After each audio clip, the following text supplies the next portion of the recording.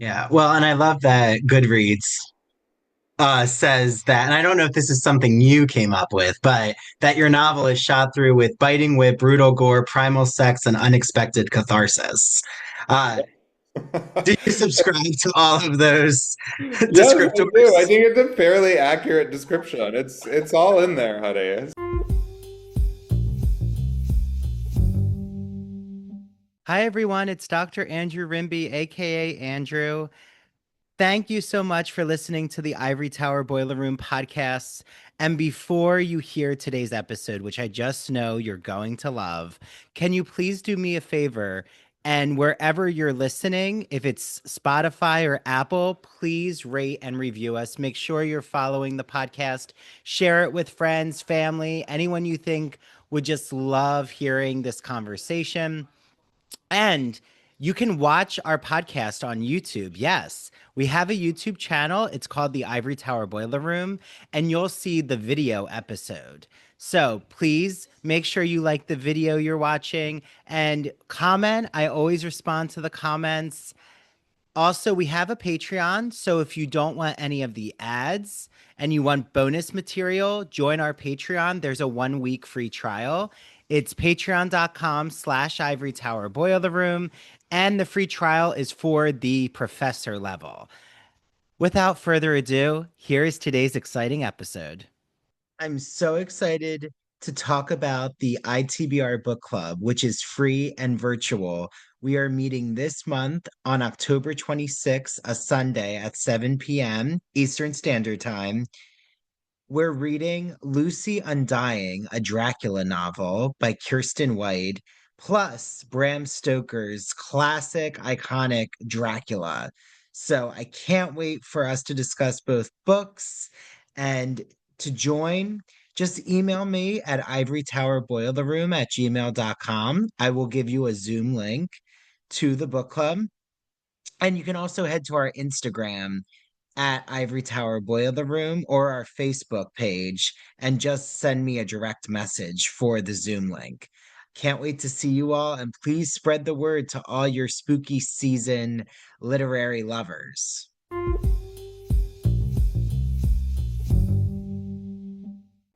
Hi, everyone. It's Dr. Andrew Rimby, and welcome back to what I know is going to be riveting, exciting, breathtaking, heart racing, all those adjectives. I'm here with Jonathan Parks-Ramage, author of the new novel, It's Not the End of the World. I had him on to talk about Yes, Daddy, which listen to that episode, read that novel. We'll get a little into that, but I'm so excited to introduce you to Jonathan, who's a Los Angeles based novelist, playwright, screenwriter, journalist. Yes, Daddy, his debut novel, was named one of the best queer books of 2021 by Entertainment Weekly. NBC News, The Advocate, Lambda Literary, Bustle, Goodreads, and more. So, all the awards. His writing has been widely published in outlets like Vice, Slate, Out, W, Electric Literature, Atlas Obscura, Literary Hub, and Elle.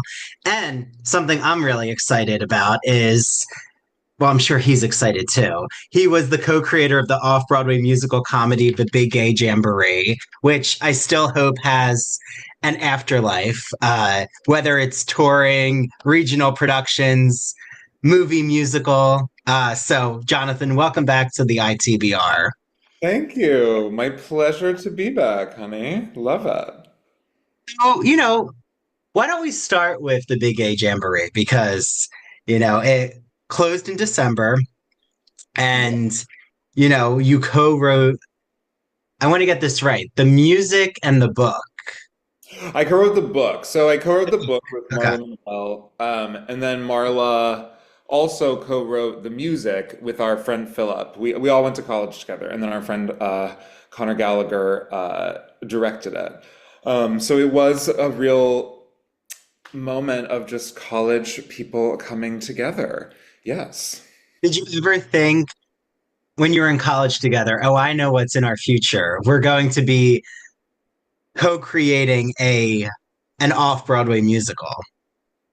I mean, in college, I did not go to school for writing, actually. I went to school for theater. And so the dream was just to always be an actor. And I was so kind of like, I don't know, stupidly singularly focused on becoming an actor.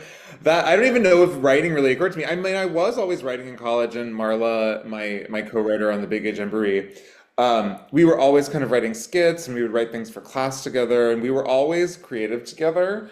We were just on this like we were at this conservatory where it was just like you're hell bent on becoming a performer, and then it wasn't until after I graduated that I really kind of blossomed and like figured out what I actually wanted to do with my life, which was not be an actor at all. But it was very fun to come together with everyone I went to college with. It was like a real kind of surreal, kind of pinch me experience, the whole thing. So yes, was really happy to do it. Obviously sad when it closed, but we were nominated for like five. Three, I 3 or 5 Outer Critics Circle Awards, right? Oh yeah, three Outer Critics Circle, including Best Musical, four Drama Desk Awards, and five Lucille Lortel Awards, of which we won two. So it was like a really nice, even after it closed, like there was this really nice kind of acknowledgement from the theater community that felt really, I don't know, validating. I mean, of course, awards are, what are awards other than cogs in the capitalist machinery of the culture industry is meant to drive the sale of product. However, it still feels nice to be nominated for them. So I don't know, it felt like, Still enjoy the capitalist, you know, accolades. Yes, it felt very yeah, it felt really nice to have that kind of coda to the experience. And now I'm working on a new musical with the same collaborators with Marla and Philip. It's still we're still in the early stages of developing it, but excited to go for another one. Yeah. Are you licensing the Big Age Jamboree yet? Possibly. We're in kind of a few discussions that I cannot say anything about just yet. Crossing fingers. I hope so. Yes, I feel yes. like it would do really well in regional theater Yes. Gay places. Yes. Trying to places. Yeah, export like the P-Town. big gay places. Yes, precisely. Yes, or New Hope in Bucks County Playhouse. Oh, Um, yes. could be fun. So, okay, well, was it really interesting being immersed in that theater space in New York because you are so LA, like you know the Hollywood industry, you know that aspect, the writing side of that. Were there differences that you found when you really were deep into, okay, we have to now launch this off-Broadway musical? Yeah, I mean, every kind of various culture industry has its own unique rhythms and shapes. There is something about theater that was very satisfying because when you're writing a novel, it's extremely solitary. When you're developing, like Marla and I developed and sold this Big Age Embry as a movie before, and it's a pretty solitary experience. You're just sending back and forth versions of a script to a group of people. And so what's nice about theater is that it is so collaborative. Like, yes, you're sending scripts back and forth, but then once you get into the actual, like, we did two workshops, and then there was a rehearsal period before the actual production. So where there were like three distinct periods of time where we were working on the show, but we were actually working with actors. We were in the room, we were hearing the songs out loud, we were hearing the book out loud, we were getting reactions from people in real time, and trying things out on actors. And I think that is unique to the theater and incredibly satisfying. So each step of the way feels like a fun accomplishment that I mean, fortunately, we had very good collaborators and very good actors every step of the way. So it feels like you're creating this big, crazy family. And even the development, you're still coming together and making something. So there's something that feels just more inspiring and fun about coming into a room and making something versus just sending scripts back and forth to Hollywood execs or sitting alone in your room writing a novel. I mean, I love that as well, but it is a solitary, kind of lonely existence a little bit. So it is fun to just get in a room and just make people laugh. Yeah. Well, and when you drop that comment about not pursuing acting, it seems like there wasn't a moment where you were watching the Big Gay Jamboree thinking, I need to be on stage. Absolutely not, honey. In fact, I mean, I really admire the actors. I was having panic attacks just watching our show and hearing the audience responses to it when we would do our presentations for each workshop period. I could not imagine being on stage. I think my anxiety is too high, and it's also a really intense lifestyle. I mean, being an actor is a really, really intense lifestyle. And the theater in particular, you really have to have stamina. I mean, those actors were doing 5 show weekends every weekend while Big Age Jamboree was up and running. And it's just like such intense, intense demands on your body, on your voice, on your time, on your sleep schedule. I mean, it's like truly like a whole way of life. So I really respect and admire those actors out there who do theater. But it is, yeah, did not make me want to jump back in. I was like, wow, you guys are true Olympians. So go all the way off. Yeah, yeah. Well, I still have this pet theory that I hope that Margot Robbie, who I know we can reveal was intended to be in the possibly in the movie musical. Maybe there will be some afterlife aspect with that. Uh, Yes, we shall see. yeah. So when I last had you on, we talked all things Yes Daddy, a gay thriller, not to give away everything, but a little hostage, kinky, fetishistic type novel. So interesting. And I loved what you did in that novel with that Hamptons lifestyle, the different generations coming together of gay men. So, going into It's Not the End of the World, was that something that you had been thinking about as you were writing Yes Daddy, or it was kind of like you had, box A, box B, and the two shall not meet? No, I mean, I think it was, I want to say I got the idea for Yes Daddy while I was like, or sorry, for this new novel, It's Not the End of the World. I think I got the idea while I was, I want to say in copy edits, which is when a proofreader, or not a proofreader, sorry, a copy editor goes through, corrects sentences, style, all that stuff. And so, but there's like a big there's like a lot of downtime in that period because you get the copy edits, you go through them, you do them, and then you send them back to the copy editor, and then you wait for that to be returned to you. So there is like a back and forth that happens during that period. And so there are swaths of time that you have free. And that's when the inspiration for this kind of hit.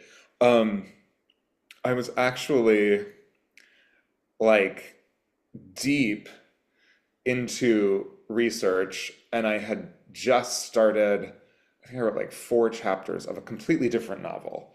That just did not, I could not, I did all this research and then I started writing. I was like, this is just not working. So I kind of abandoned it because I suddenly got this idea for this book. And it was just like this book just started pouring out of me in a way that the other that I abandoned did not. And I think it was during the pandemic. It was during lockdown. It was a period of time where I was just feeling very claustrophobic, and my sole sources of sanity were my daily walks around the neighborhood. Because otherwise, you're just like stuck in your fucking house, and it's absolutely miserable. I mean, I feel like a lot of people were in the same boat, just like stuck in their. I mean, those of us who were lucky enough to be able to be home, stuck in our homes. Only source of sanity was just to go on a fucking walk because that's all you could do.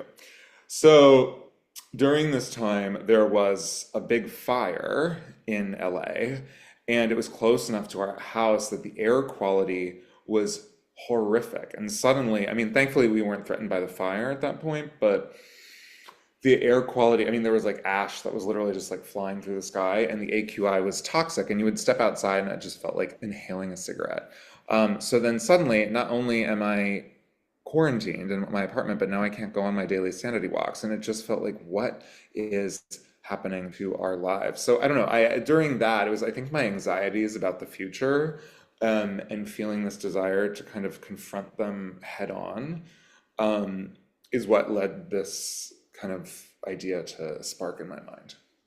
So what was it like then, Jonathan, when you had I mean, the devastating wildfires, unfortunately, are not going away and keep increasing across the country.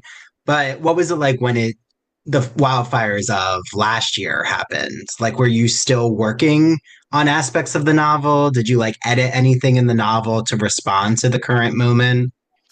No, I didn't edit anything in the novel to respond. So, I mean, at that point, it was pretty far along in the production process. I think we were in proofreads, or maybe it had even been finished at that point. I can't recall, but no, I mean, I didn't change anything to respond to those, but they were absolutely terrifying. I mean, there was this. I was having a dinner party with um, a friend of mine. We had a friend over for dinner. And it was when the Hollywood fire hit, and it was just like all of a sudden, we were already like, should we get out of town? Like the Altadena fire was like getting closer to our place. Like it was really intense. And then the Hollywood fire just appeared out of nowhere, seemingly, and it was like in a place where fires don't happen, and we just kind of freaked. Literally left the dinner party at the dinner party and drove into the desert and got like a place in Palm Springs, which obviously very fortunate we were able to do that and get out of town. Split it with a bunch of friends. Um, but it was, yeah, terrifying. And it kind of still, I don't know. There's lots of, I mean, before we started, obviously, we're talking about New York versus LA. I love LA. However, my partner is really was very scared by the fires and this continues to be scared by, I mean, it's no longer, you can't really predict now anymore where the fires are going to be. Before it was, mainly, certain stretches where you could kind of expect that there would be fires, but now it's just like, you know, it's possible in any part of LA. So I think so that continues to be an anxiety. And it continues to be an ongoing discussion about where we're going to move. But also, like, I don't know, everywhere you go, there is climate change. So I mean, I don't know, we're running out the clock. I don't know. So, but yes, I don't know. There was nothing I changed. I mean, again, the book was pretty much already finished. Uh, and the fires hit. yeah, well, I mean, the Northeast has flash flooding and the water levels are rising. So, yeah, like you Yeah. said, So, nowhere is being spared from the climate catastrophe. yeah. Um, well, I guess to go into follow that is you also, though, something I love, Jonathan, is you can deal with these really tense topical moments like climate catastrophe or the wealth disparity, the collapse of the economy, possibly. And, now we're in dictatorial authoritarian territory in the country. So you also balance it with such humor and levity and sex that it's like so interesting because you're doing something different in this novel with the dystopian. Like, I know I talked with you or wrote to you. Some have said, it's similar to Margaret Atwood, or you have like an Atwood inspired tone, but you take it in a different, divergent path. Like, what is it to you when you were approaching that dystopian theme that you knew, okay, I'm not going to just stay in the despair and the darkness? Yes. I mean, I think for me, I wanted to create a very grounded dystopia, almost like an anti-dystopia, not quite anti-dystopia, but just a very grounded dystopia based on projections of where we could realistically be versus where we are now, versus having some sort of wild, like world-altering almost like surreal, complete shift, like in The Handmaid's Tale, for example.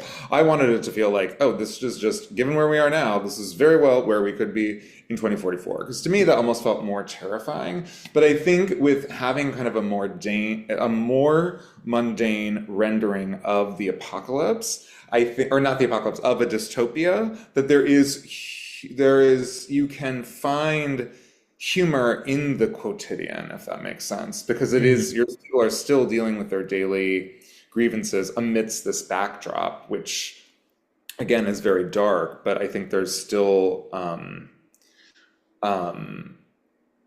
kind of opportunity to play with like the mundanity of the everyday circumstances against this larger backdrop. And I also wanted to just imagine how people would just continue to live as they do now, which is, you know, people still have sex, people still make jokes, people still act ridiculously and behave ridiculously, even as these horrific things are happening. So, yeah, again, I wanted to, yeah, infuse it with a sense of real groundedness in terms of how the dystopia was depicted. Because in a weird way, I feel like that makes it more terrifying, if less, um, um, yeah, more terrifying, I think, in many Mhm. ways. I just read this, like, oh my God, Augustine, what is her name? She wrote, 15, oh my God, The Unworthy. Oh, yes, The Unworthy. It is just so it's just miserable. I don't know. I also it's called The Unworthy, and it's just brutal. It is just like unrelenting. It is just disgusting. It is just like absolutely brutal. And like honestly go off. Like I love people that take big swings and go hard, but I was just kind of like I also want texture. I want there to be joy. I want there to be moments of hope, but I also, you know, I'm also like the one way I deal with like my own anxiety about the future and just anxiety or traumatic events that have happened in my life is with humor. So I think was also an important part of it for me. And having a satirical element, I felt like the way to kind of do that. Yeah. Well, so everyone listening, if you do read the book Jonathan just mentioned, be ready. It reminds me of so many have told me to read Tender is the Flesh. I don't know. Oh, yes, same author, same Oh, author. Yeah, oh, same author. Oh, okay. yeah, yeah, So, and I'm like, haven't sat down to read it yet because I know it might yeah. not put me in the best headspace. Yeah, I mean, no Which, shade. Like, honestly, again, I love when people go fucking bonkers out here. I mean, obviously, this book is absolutely bonkers, unhinged, wild, insane, and so brutal in many parts. I just found personally, I found the Unworthy just to be so unrelenting and kind of humorless and dull. But I mean, a lot of people absolutely love it, and so go off. No shade. God yeah, bless. no, I like my horror with a side of humor. Yes. Always. I'm a Scream fan because of that. That's my favorite type of Mm, slasher film.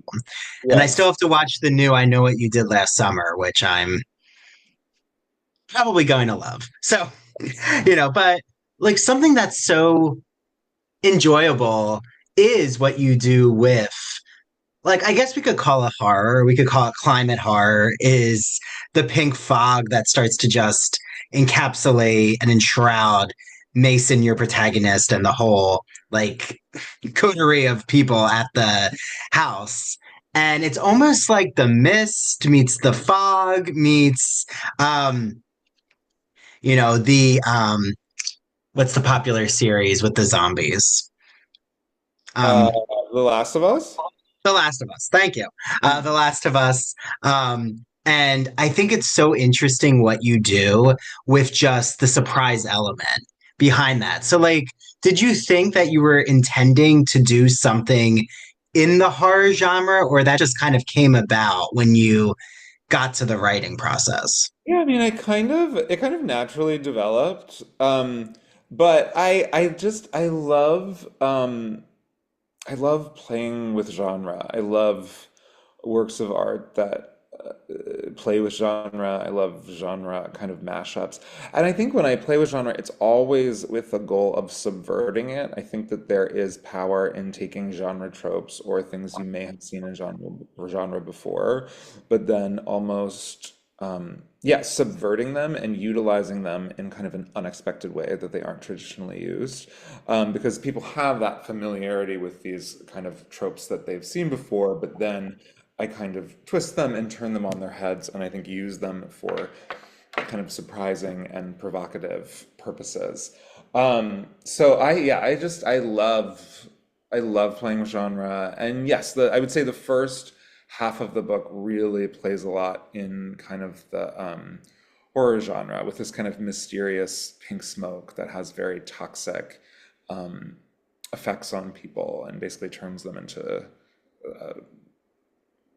basically it causes them to have psychotic breaks and become extremely Yes. violent.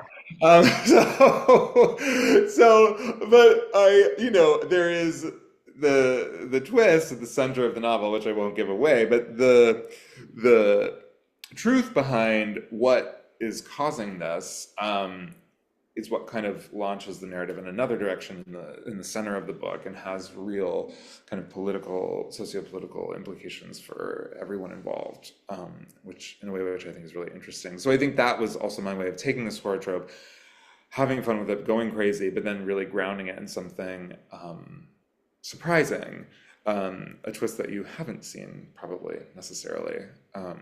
Yeah. Are you a horror film buff? Like buff? Horror film fanatic. I don't know where. I guess horror buff. That just sounded like I was making some kind of gym reference, Yes, but no, I are you a fan? yes, I love horror film. I mean, I don't love torture porn. I really can't stand torture porn. Like I don't like just movies that are just yeah, grotesquely violent for no reason, but I mean, I do love horror. I love like Hereditary, Midsommar. There's so much interesting. Get Out was obviously a contemporary horror classic. The Shining is an incredible film. Yeah, I mean, I could go on and on and on. I You do. like horror that takes psychology and lays bare the flesh of humanity. Yes, yes, Oh, perfectly put. Perfectly oh, put. I think it can be I mean, horror can be a very powerful way to use metaphors that have a lot of resonance or might feel more immediately resonant when rendered in the context of a horror film. So I think there's a lot of power that can be found in the genre hmm. if used in an interesting way. And there's so many people who use horror in a really interesting way.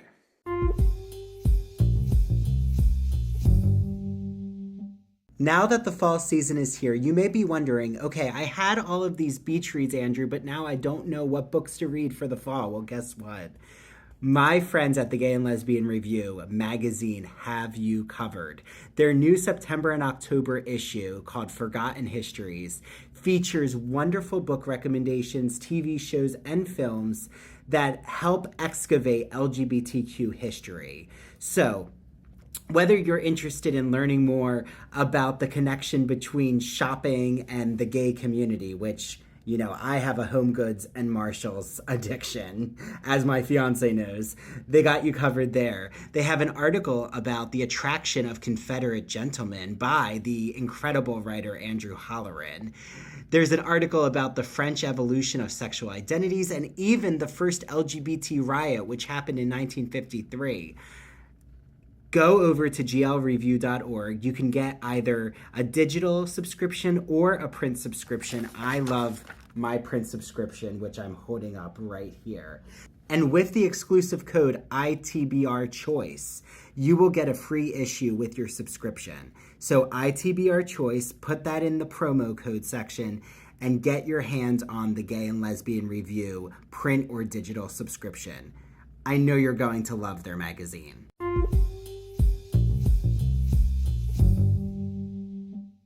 Yeah. Well, and I love that Goodreads says that, and I don't know if this is something you came up with, but that your novel is shot through with biting wit, brutal gore, primal sex, and unexpected catharsis. Uh, do you subscribe to all of those Yes, I do. I descriptors? think it's a fairly accurate description. It's all in there, honey. So yes. Well, like you said, horror and sex. There's a reason why there's the cliche of the virgin in Friday the 13th meeting their end when they have sex. That's like such a trope. Um, Sure. but yeah, but I also loved when I read, which again, I'm not asking you to read your review, the reviews of your novel, which you might have your own take on reading reviews of even the Big A Jamboree. Yes. Uh, but I loved the Los Angeles Times review of your novel and the way that the author said, you take us through Mason's journey, like the way Virginia Woolf takes us through Mrs. Dalloway getting the flowers for herself. But like instead, it's Mason and his partner just trying to put on this $100,000 baby shower and pretend like everything outside their domesticity isn't happening. Yeah. Like, let's just keep going. Let's Yeah. just try to do the spectacle. And I think that's fascinating what you do with that plot. Did you have a lot of fun, I'm assuming, with the baby shower spectacle? Oh, sure. I mean, it's like kind of this big grotesque event, but I think it's also one that is, there's so much projection that happens when it comes to throwing a baby shower. It's about projecting yourself into the future. It's about saying, oh, look at this beautiful party. The life that this child has is going to be so incredible. And they're surrounded with all these people, and we are celebrating this child and the promise of this child's future. And so I think Mason, the protagonist, invests what is a fairly traditional investment that I think most people have in a baby shower, which is like this event is a symbol of the hope of the future, which is why I thought it was like kind of a fun irony to play with, that here you are having this celebration of hope for the future of your child in a time where there is no, or there is certainly not a lot of hope for the future in the world. And that you are praying, that Mason in this case is praying that his privilege will be enough to protect him and his child for the remainder of their lives. So Yeah, my that's, yes, some kind of irony to play with. yeah, my fiance was like, "Oh, it sounds like," because sometimes I'll tell him, Jonathan, like who I'm interviewing, and try to pass the book along. Or in his case, I pass the headphones along, Sure. and he's like, "Oh yeah, it sounds like Jonathan's really playing with the frivolity of the gender reveal parties in our culture." Um, so like, Yeah, it's I mean, that's there is, I something. mean, this isn't specifically a gender reveal, but I do think there was also just the kind of the toxicity of these heterosexual traditions that uphold gender norms, that uphold kind of um, structures and paradigms that are ultimately very toxic and unhelpful. So yes, there was also definitely, and the fact that queer people often adopt these, I think, in a kind of assimilationista kind of fashion, and perhaps absorb, um, the toxic traditions of heterosexuality, and heterosexual culture around marriage and babies. Um, so I think there's a lot of exploration of that as well in the book. And the characters are also aware of like their kind of subscription to this like kind of ritual, and question whether that has value or not. So yes, I definitely also wanted to, yes. Yeah, well, and I'm planning my wedding now with my fiance, so Yes. talk about um all of the heteronormative markers, but at the same time we're like, no, but we, don't want to go too wild with um certain elements, but we still want to keep some traditional aspects. But yeah, I think it's a topic in the gay community, specifically, if you are going to do what's considered more a traditional wedding, is then, okay, well, does that mean we're now ascribing to what all of that baggage is? Like, does that mean now we have to like live the cookie cutter life? And then, if you have a child, what is that going to look like? And can you still be like radically thinking and also ascribe to these very traditional um, heterosexual traditions. Like, where do you weigh in on that, Jonathan? Can you like have your cake and eat it too, basically? I mean, look, I'm in a 10-year relationship. We're not married. There was a period of time where we got quote unquote engaged like very early on, and we quickly learned how much it was going to cost, like to do the wedding we wanted, and we were like, and and then also we like enter this kind of like hurricane of everyone else's projections about what they wanted our wedding to be, and it was just like, oh my God, you guys, it's fine. Everyone just chill out. And so we kind of were just like, let's, and then we're fortunate enough to be able to buy a house, and we're like, let's just use the money to buy a house instead of spending, gazillions of dollars on one party. But look, I mean, I think to each their own, and you can make the wedding whatever you want it to, and obviously, it is, an institution that works for some people that doesn't work for others. I mean, I think that's something in the book that these characters are also questioning, along with the baby shower, along with having a baby shower, is exactly all the things you're talking about, like all these markers of kind of like heterosexuality and heterosexual kind of the scripts that people expect. And so I think, that's something that is really kind of turned over and over in the minds of these characters is how that works and how to construct a family. And obviously, in the second half of the book, again, I won't give away any twists, but they're really kind of stretched to imagine a new way to construct a care unit, a new way to construct a family that happens Yeah. kind of outside the bounds of what's considered traditional parenthood or traditional marriage. So yeah, it's definitely something that I always like to ask questions with my books and not really supply answers. I mean, obviously I'm thinking about very specific things and very specific themes, but I don't ever want to feel like my books are didactic. I just hope that they provoke people to think.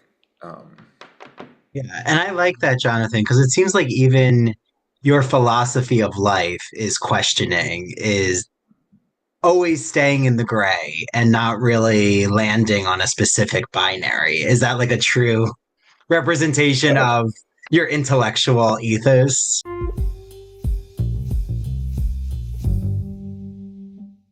Now that the college semester has begun, you know that there are so many books that I can't wait to recommend to you all. Well, my favorite independent publisher, Broadview Press, has some incredible books that have just come out. One of them I'm actually using in my writing course. It's called Writing on Fire, a fierce yet friendly guide to writing humanities essays in college by Rachel Tukolsky.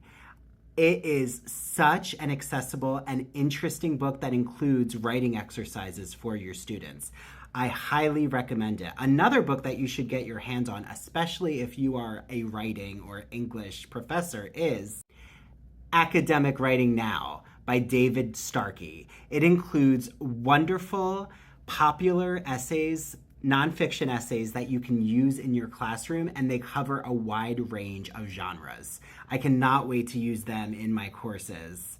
And another book just in time for the Halloween season is Vampire Literature and Anthology, co-edited by Robin Warner and Elizabeth Lewis.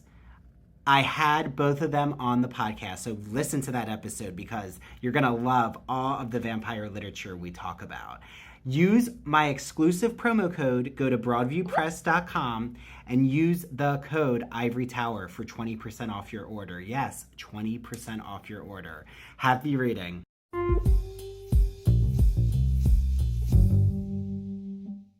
Are you a fan of classic Hollywood movies? Are you a fan of queer cinema?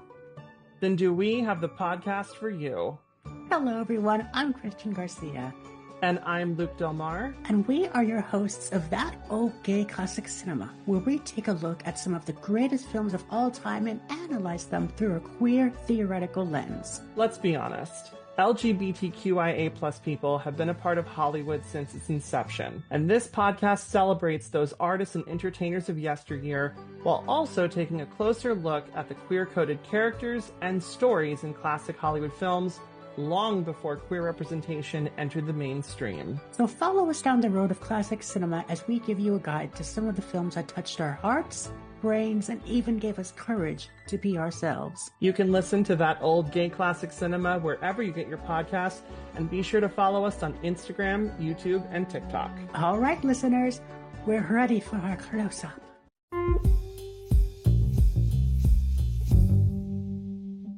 Yes. I'm very skeptical of easy answers, and I want all my characters to feel human, and to be human is to live in the gray. I mean, it just is. I don't want people to feel like straw men or like stick figures or like standing in for a certain idea. I want there to be complexity represented on the page, and it is just interesting to see people's reactions. I mean, I think the book is kind of like, I don't know, it's just interesting to see people's reactions. I feel like it's kind of a Rorschach test for like your own attitudes about your own privilege and your own politics and your own... People have had wildly different reactions, some very triggered, some very happy. But it has been interesting to see. But it does make me feel like the book is successful because it is speaking to people on different levels, kind of on different wavelengths. And some people, are pushed and provoked, but I think in a way which hopefully maybe causes them to question some of their own biases. Yes. Right. Yeah, I feel like if you divide an audience, that's actually a positive. I agree, honey. I mean, look, this book is bonkers, unhinged, and provocative. So, like, I think that's with my fiction. Also, Yes, Daddy was also very provocative and had was working with a lot of big ideas and a lot of big questions in a very provocative way. And so I'm used to, and I think I seek out to. I like to put it as like, I hate when books just preach to the choir. Do you know what I mean? I want to cause drama in the choir, and I want to cause the choir members to maybe question things about themselves and their position in the world, question how they move through the world. And so for me, it's always, I don't want to be preaching to the choir because I just think that's so boring. And what are we all doing here? And so I think my aim is to provoke the choir and cause drama. Well, definitely do it, Jonathan, in your work, and that's what with purpose. I'm not just return. causing drama and provoking just like for the sake of provoking. Like there's real rigorous thought and intention behind the provocations in my work.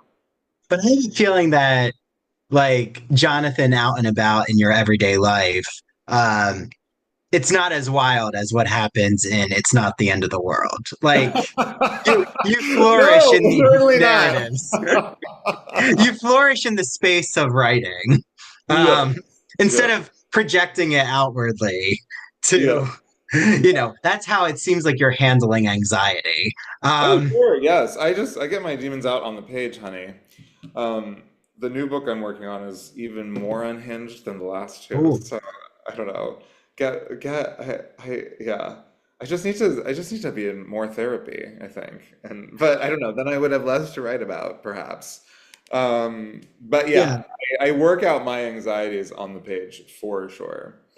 Well, and like as our time is nearing an end, which, I could talk forever, but you're writing a new book, so definitely come back, Jonathan. And I'm curious did your publisher have questions about or ask you, like, okay, you're like blending dystopian, sci-fi in a way, but horror, definitely, family drama, that was going to be a concern when like marketing the book, or they just trusted, okay, we know Jonathan's work, we know this is where he's going, go forward? Yeah, I mean, I was extremely fortunate to have an incredible editor, Mo Christ at Bloomsbury, and they are brilliant. Obviously, I'm biased because they like my work, but they are brilliant, and their list is filled with a lot of just really fascinating, incredible authors, and I think they have excellent taste. But what I must say, they work to make the book a deeper and better version of what it already was. Do you know what I mean? Versus trying to push against elements or push against what the book actually is. I feel like they really saw the DNA of the book. They really understood the book, and their notes were always towards, let's make this the best version of this book we can. So there was zero resistance, and zero, and I wouldn't want to work with an editor who, I don't think any, I mean the book is so extreme and wild. I mean, there were a few people who responded to it when we were taking it out and wanted to buy it, but all of them were on board with what it was. I feel like you either got to be on board or not. Like, it's like a wild ride. So I think the people who saw it in the marketplace were on board for that wild ride. So so that I'm very fortunate, you know what I mean? Because it's not like a conventional, like, Reese's Book Club pick about like nice white women going upstate to, have a vacation where they gossip. And I don't know, I'm being overly simplistic. Reese's Book Club has a lot of great books, but it really pushes the boundaries. So I'm very lucky to have found a very supportive publishing house that was really like, yes, we're going to stand behind you as you push boundaries, as you push radical ideas, and as you provoke people with a purpose. That's wonderful. I mean, that's what you want. So, are Yes. you is your next work with Bloomsbury or Oh, I haven't even. Oh, I'm like halfway through a first draft, so we have a okay. long way to go still. Okay. And it is too soon to speak about it, but it is unhinged, and I think a wild ride that will also be fun for very different reasons. Well, good. And I guess my last question actually, is if you can give us, Jonathan, your philosophical take on how are you right now staying uplifted creatively when, looking at the phone, the breaking news alerts go off like crazy and, people can feel very demoralized, not thinking that they have a voice right now in our democratic process. What's keeping you going? Like, is there TV keeping you going? Current books? What's just uplifting, Um, you? I mean, the state of affairs are horrific, and sometimes I'm just not uplifted. Yeah. I No, will true, say, writing true. this book, weirdly, writing a dystopia actually helped me feel uplifted. I think um, part of my search in writing this book, and I did a lot of research, was how do I find hope in a time which is hopeless? And what you realize is that there are so many points in history. I mean, you really can't point to a point in history where people have not felt hopeless for some reason, where people have not been oppressed by whatever government they've lived under, where people have not faced horrific discrimination, violence, oppression. And that no matter how horrible things may have been at these various points in history, there are always groups of people resisting fascism, resisting colonialism, resisting racism, sexism, homophobia, I mean, the list goes on and on. And I think in researching kind of various resistance movements, that have existed over the years. That is what gave me hope. Um, I did a lot of research into actually anarchist traditions and specifically Black anarchist traditions. And I found, again, hope in the strength of people who have faced things that are worse than what we're going through now, who are equally as horrific as things that we're going through now. Like throughout history, this kind of oppression has always exists, and yet there are always people who have resisted and have found community outside of the oppressive, regimes under which they live. So I think that's, what gives me hope. But honey, it's tough out there. God bless. I also probably drink more red wine than I should, but every once in a while, on a bad news day, I'm just happy they now have THC drinks, so I get you. I got you. I got you, Jonathan. And I feel like your novel, Sinners. I love Sinners. I my love God, Sinners. That is a genre mashup that I absolutely loved. That movie was incredible. Right, that's like another perseverance mixed with horror. Just like the root of folklore and the Black experience in America, and almost like reparations in a way mixed with the vampire narrative. I think our country has always been a colonialist, racist project. Yes, exactly. It was from the literal start a colonialist, racist project. Yeah. And I think that we need these narratives. Like, we need these narratives where it's not just, like you said, it's not just didactic, like, okay, I'm going to now teach you that history. It's, okay, well, we're going to create a hybrid of storytelling. And I'm excited not excited about the state of our country, but excited to see what comes from the artwork that is protesting against the fascist narrative of our country and policies. Sometimes, like, Shakespeare flourished during the Black Plague. The Canterbury Tales was also written during awful times. Like, sometimes the works that last are the ones written when culture is struggling. And people are struggling. So we need the arts. Like, we need these works to work through our future. So I thank you, Jonathan. I feel like it's not the end of the world. It's just such an interesting, exciting hybrid of a novel, and I love what you do with us as a reader. It is nice to open a novel and not know where anything is going to head, and it's like Mr. Toad's Wild Ride in all the best ways. So, because you're an LA-based person, I know you'd get that illusion. Yes, Mr. Toad's gay Wild Ride. He might have been gay. Mr. Toad is a TBH giving gay. If you ask me, Mr. Toad is the representation we needed at that time. We do. Well, Jonathan, how can everyone out there get your novels and just find out more about you?